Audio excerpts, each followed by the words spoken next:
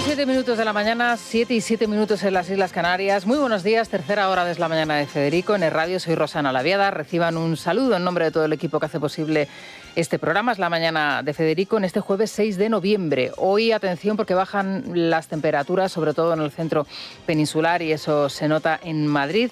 Tenemos a esta hora 7 grados, hoy la máxima será de 14, no vamos a superar los 15 grados, así que abríguense porque hoy se nota esa bajada de las temperaturas. El temporal de lluvias además va a continuar, ya saben que en las últimas horas lluvias intensas, muy concentradas, además en pocos minutos, ha sido la tónica en varios puntos de España y hoy en concreto en Aragón, en Cataluña y en Baleares. Mucha precaución. Se mantienen además los fenómenos costeros en el litoral gallego y también en el Cantábrico, es decir, el viento va a soplar con fuerza.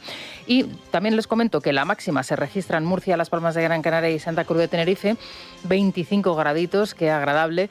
La mínima, el pelotón del Pasmo, hoy Ávila y Teruel, premio compartido, 3 grados.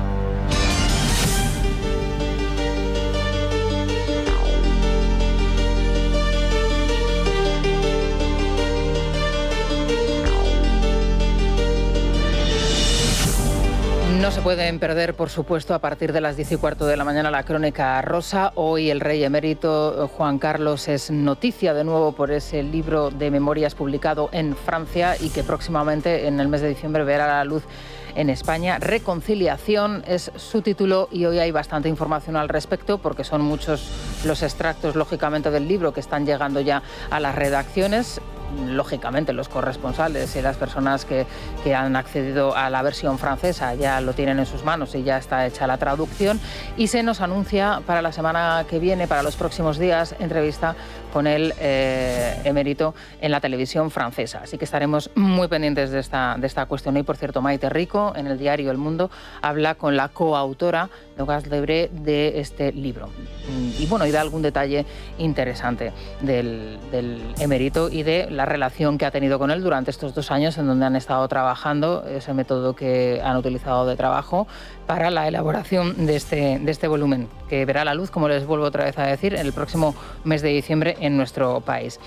Al margen de esto, les voy a leer algunos de los titulares más destacados que he ido recapitulando durante los últimos días, que me han venido llamando la atención sobre una cuestión que no quiero dejar a un lado y que me parece que es importante y que hay que abordar. Casi la mitad de los españoles que viven en alquiler en España están en riesgo de exclusión social. Cáritas Española ha denunciado que 4,3 millones de personas viven en exclusión severa y que el empleo y la vivienda ya no garantizan una vida digna. Tener empleo y tener vivienda en España ya no garantizan una vida digna. El alquiler trampa de la pobreza. El 45% de los inquilinos en España vive en riesgo de exclusión, la cifra más alta en la Unión Europea. Incluso hoy el diario El País, noticia de apertura a 4 columnas, la exclusión social se duplica y atrapa a 2,5 millones de personas. Responde a unos datos, a un informe de Cáritas que hemos conocido y que conoceremos en los próximos días de manera más completa. Raúl Flores es su portavoz. Estamos asistiendo a una fragmentación social que tiene 2 componentes fundamentales. Un incremento de la población en exclusión social severa, 4,3 millones de personas, pero también una erosión de la clase media.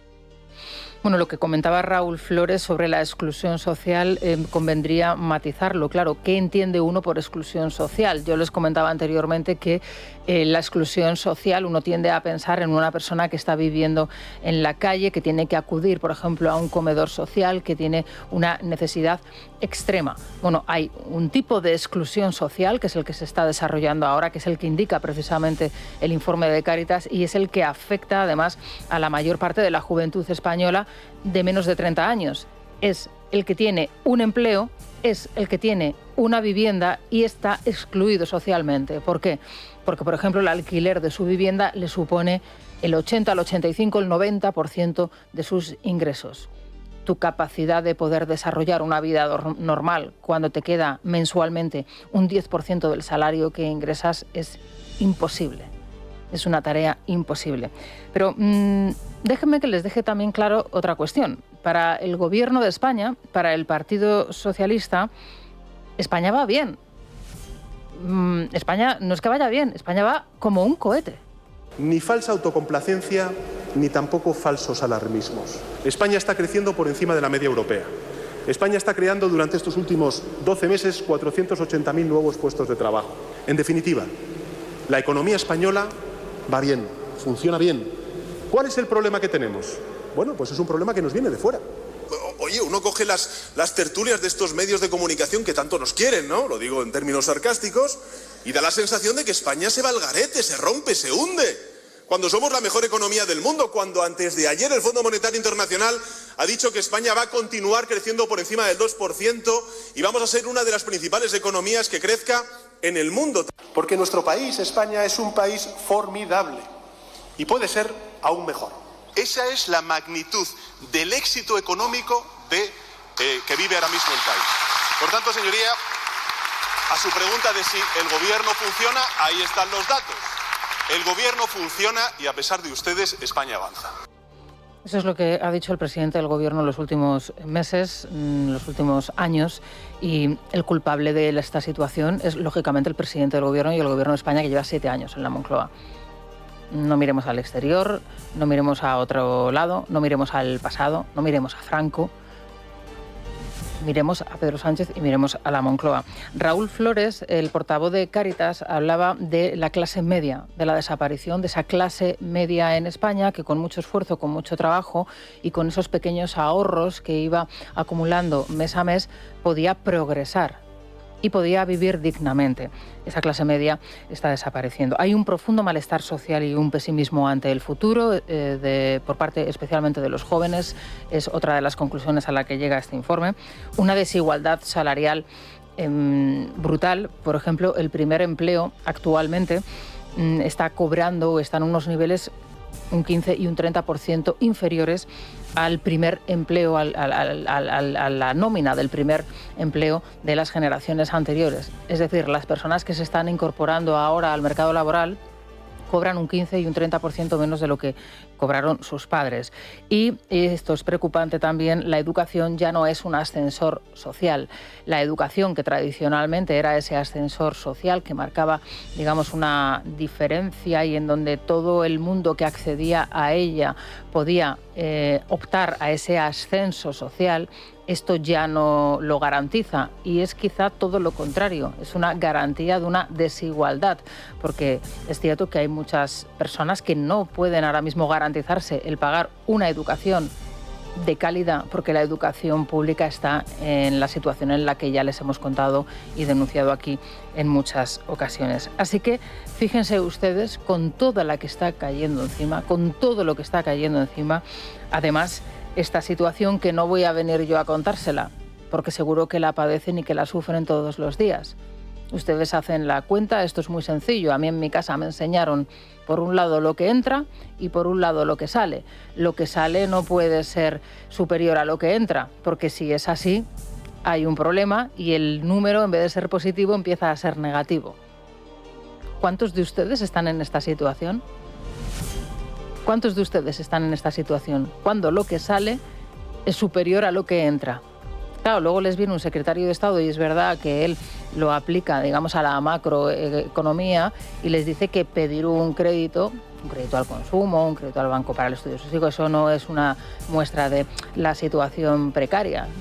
No, entonces, cuando tú pides un crédito al banco, ¿por qué es?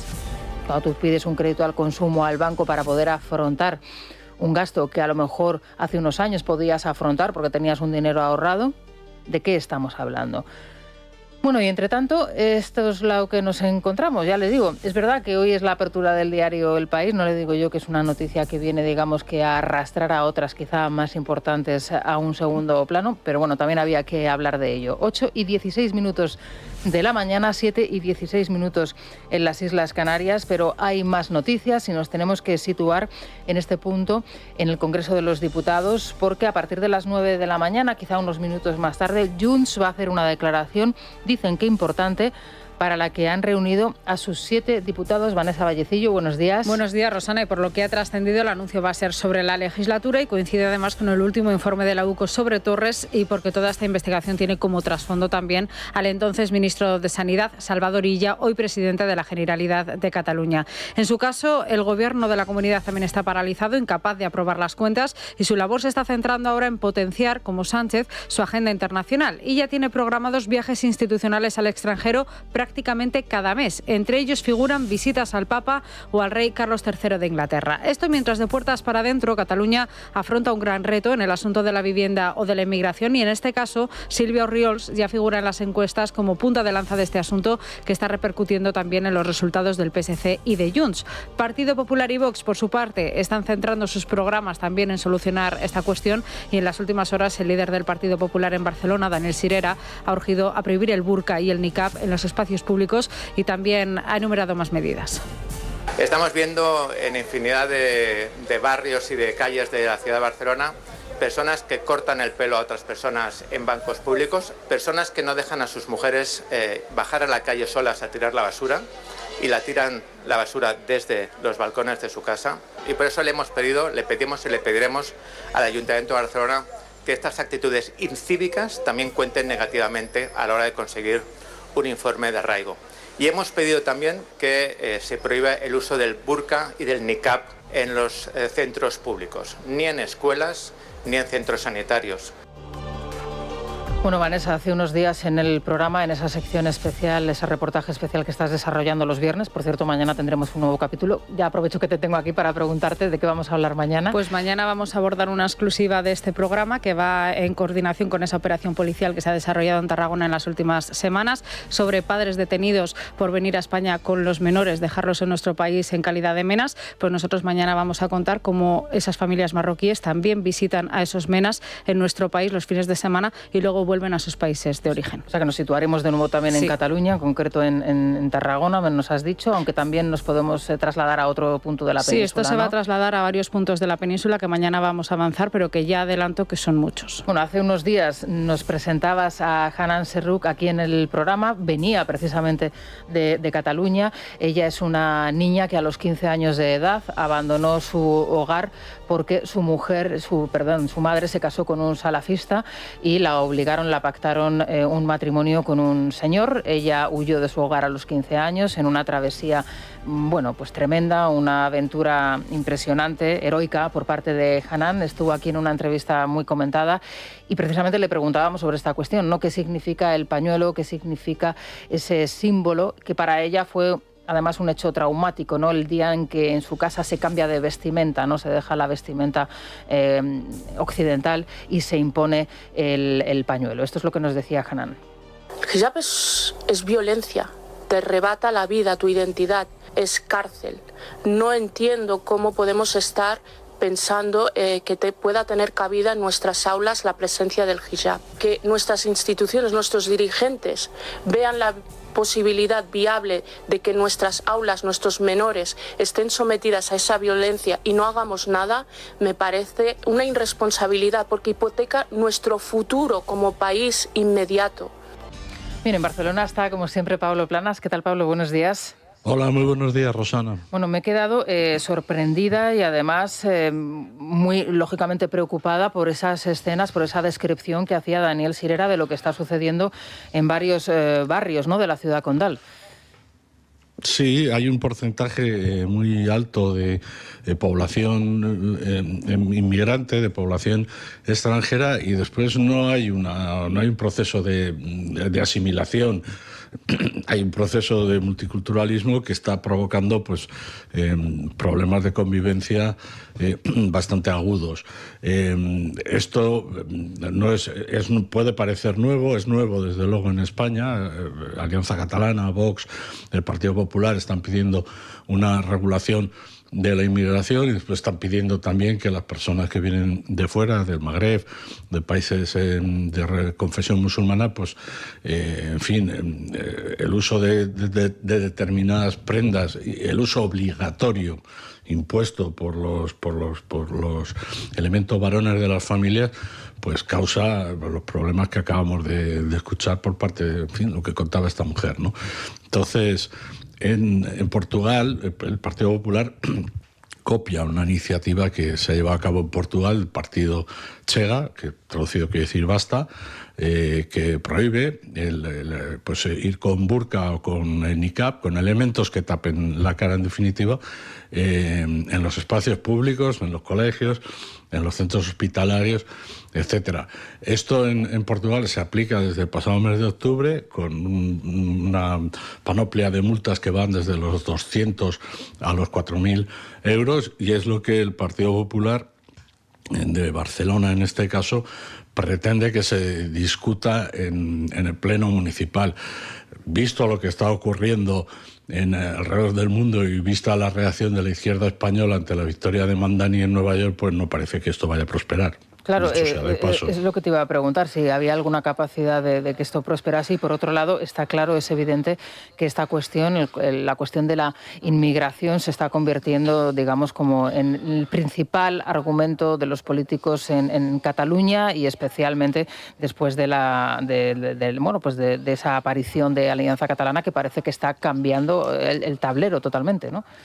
Bueno, ha abierto el melón de un debate que no estaba en los medios de comunicación y que no estaba en las prioridades de los políticos. En el caso de Junts per Catalunya, el giro en materia de inmigración y en materia de convivencia ha sido muy abrupto.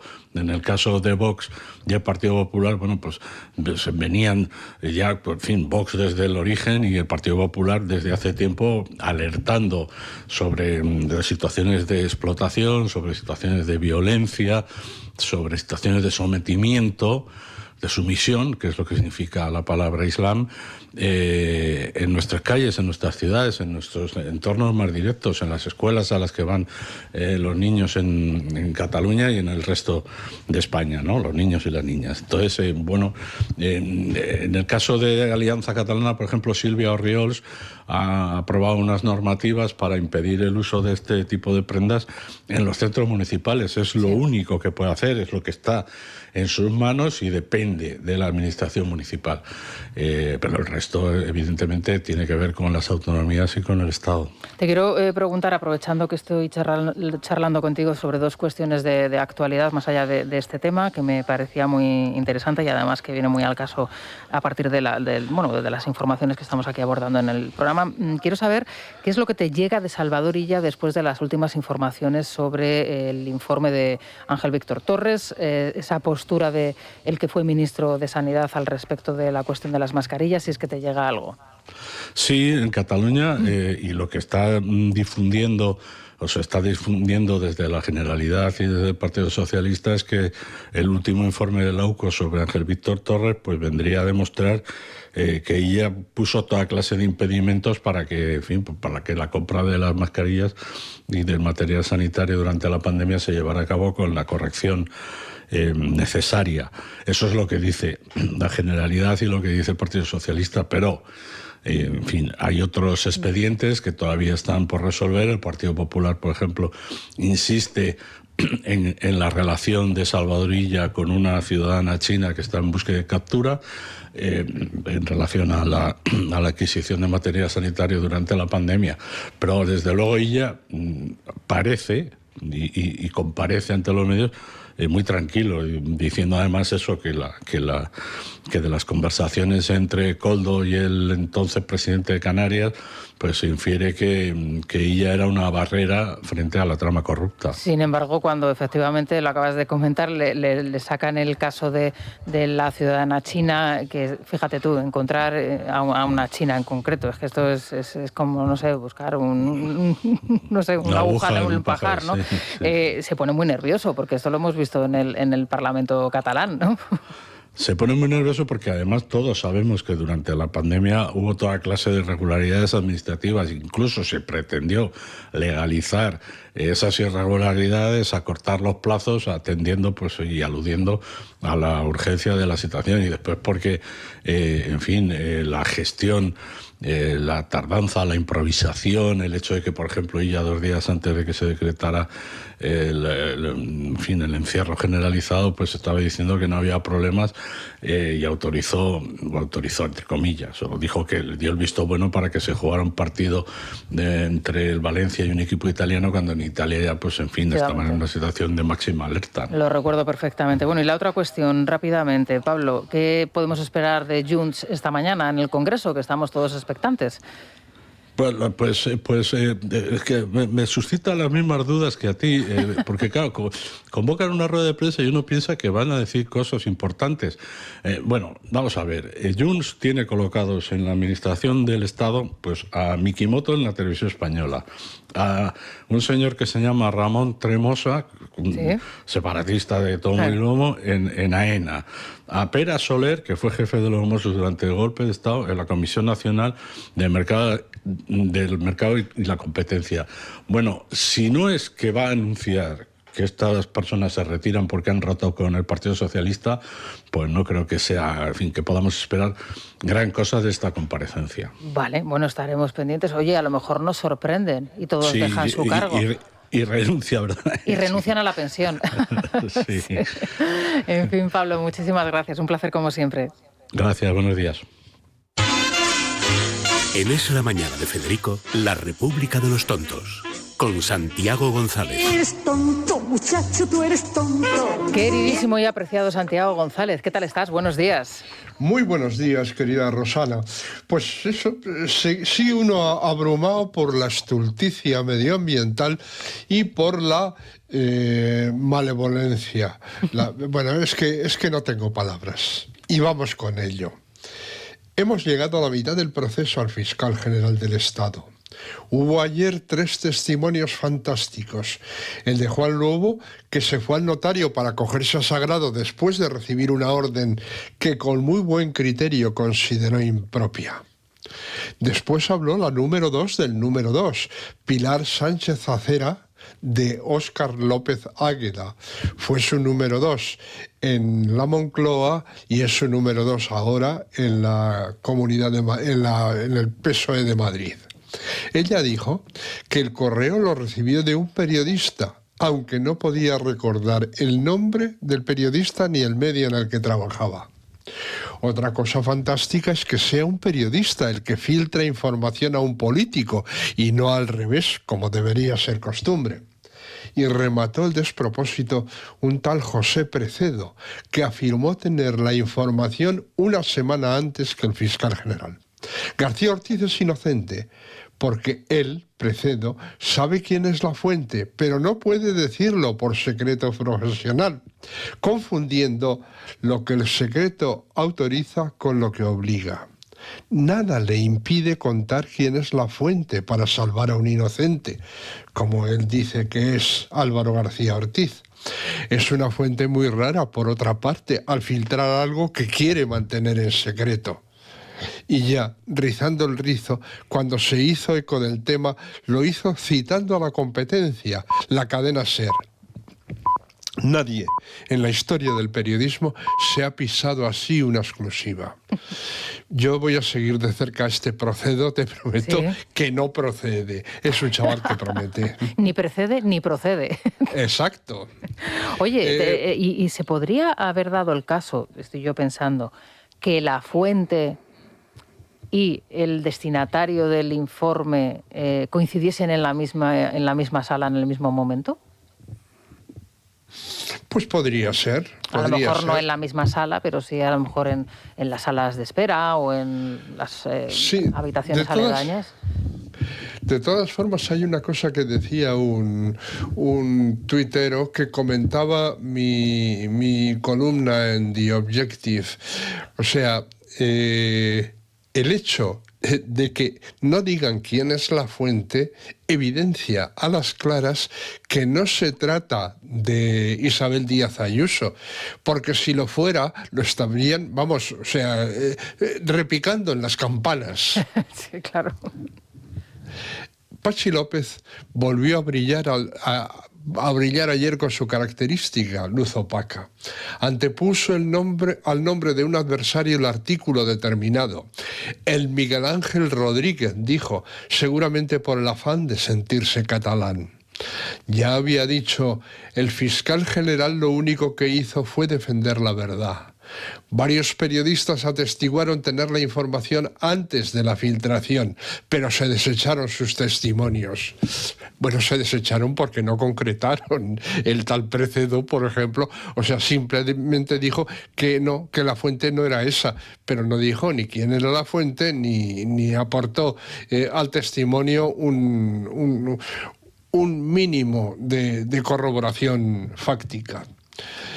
El Miguel Ángel Rodríguez admite que no tiene datos ni fuentes más allá de su intuición y cuela. Es un estrambote, remata.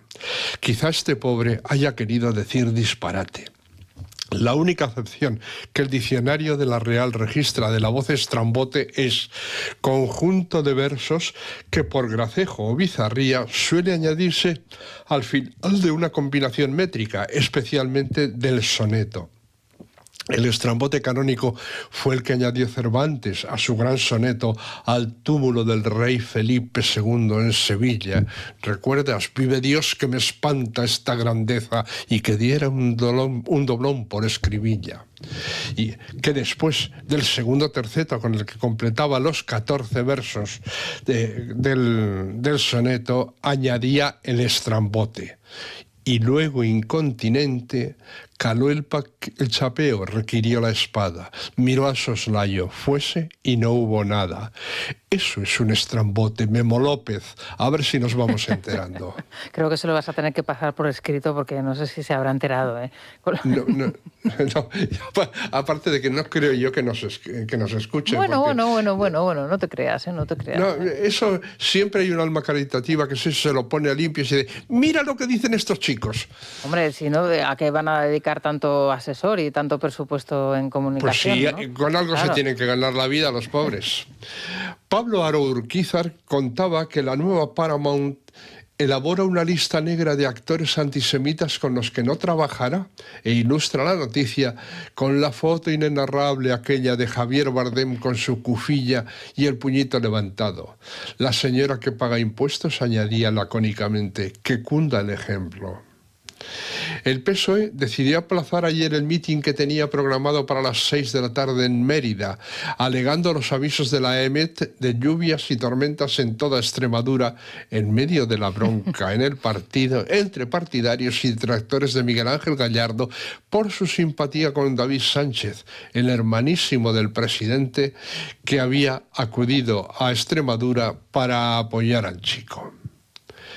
Lucía Echevarría decía, ¿os recordáis aquella prohibición férrea, promesa de Podemos de que no iban a cobrar más de 3 salarios mínimos?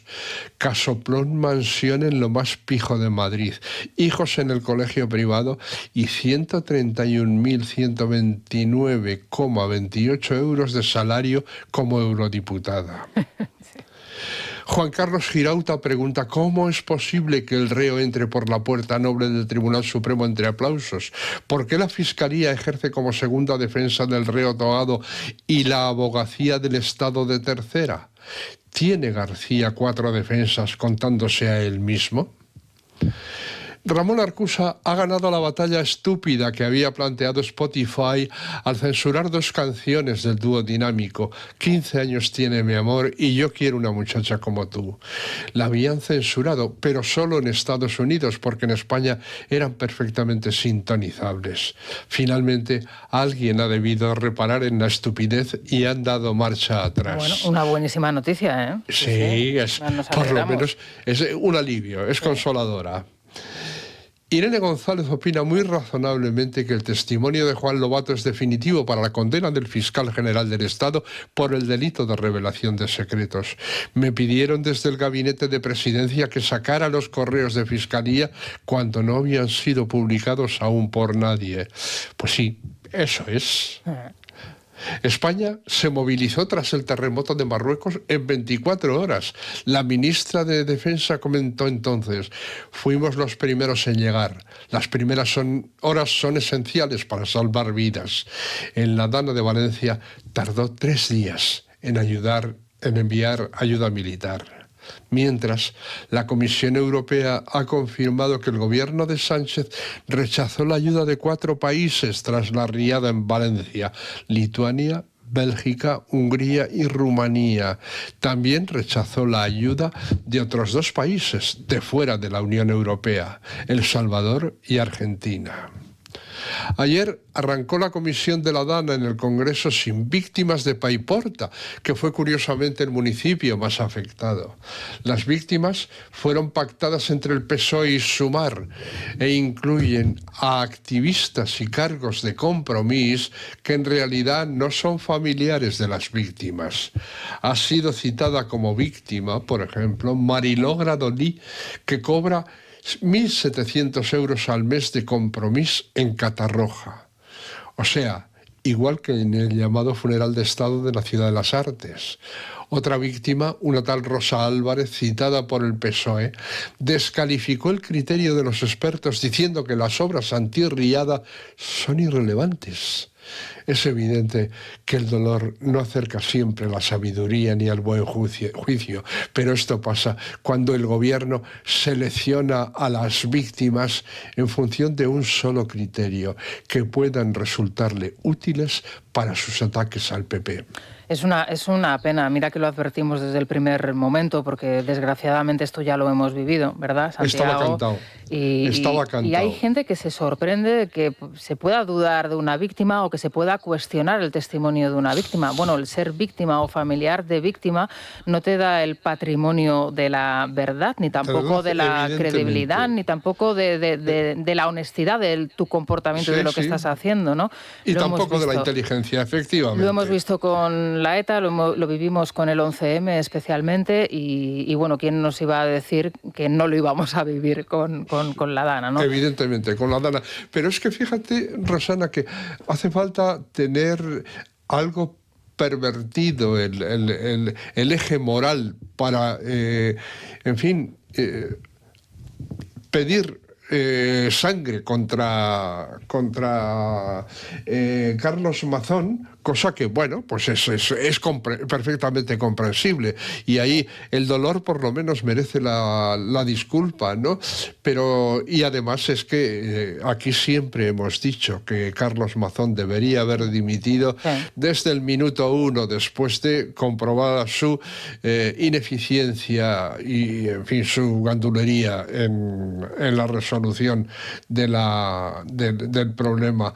Pero es que, o sea, parece mentira que no sean capaces de sacar una mínima opinión del comportamiento de un gobierno que impidió el drenaje del cauce y que eso, todas aquellas ramas y eso que querían conservar por la cosa de respetar la naturaleza han sido fundamentales en la explicación. No lo esperes porque no va a llegar, no lo esperes porque no va. La autocrítica no va a llegar ni con 12 meses de retraso como la hizo Mazón, porque Mazón hay que reconocerle que sí que la ha hecho. Es verdad que ha reconocido esos errores en todo lo que se venía puntualizando en estas tertulias, en este programa, también en otros, ¿no? En los últimos 12 meses, pero por lo menos lo ha admitido, ¿no? 12 meses después lo ha admitido, ¿no? Del gobierno y de Sánchez, por supuesto, no esperamos nada. Exacto. En fin, ni Santiago, de Teresa No, Rivera, bueno, claro. es que yo no sé ya dónde se encuentra esta señora. En fin, estará por ahí perdida, viviendo una vida de lujo y de rosas, ¿no? En fin, y de vino y de rosas. Las 8:40, vamos a desearte un buen día, que lo disfrutes, Santiago, y nosotros nos vamos a tomar un Ibudol por si acaso, ¿vale? Mismo. Yo me tomaré otro. Vanessa, ¿qué nos traes de la banca? Bueno, pues hace unos días conocimos que España lideró el crecimiento económico de Europa durante el tercer trimestre, y detrás de ese incremento del PIB pues hay muchos factores, como por ejemplo la financiación bancaria, que es clave. Los últimos datos disponibles muestran que hasta agosto los bancos españoles han concedido 380.000 millones de euros en nueva financiación, lo que equivale a casi una cuarta parte del PIB de nuestro país. Más y mejor financiación para seguir avanzando en el crecimiento de nuestra economía. Y recuerda, el sector bancario siempre contigo. Muy bien, y los oyentes, Silvia Ribeiro, buenos días. ¿Qué tal, Rosana? Pues tenemos que volver a hablar del informe sobre la pobreza que hemos conocido en las últimas horas.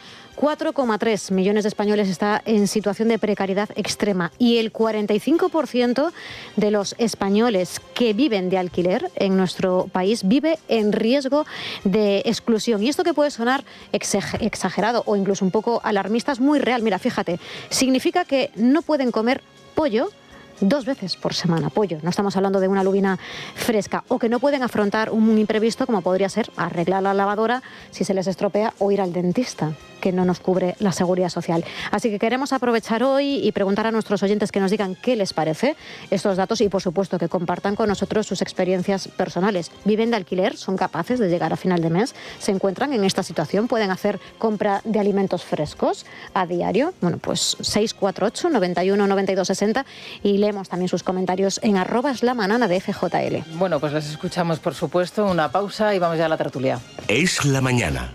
Es radio.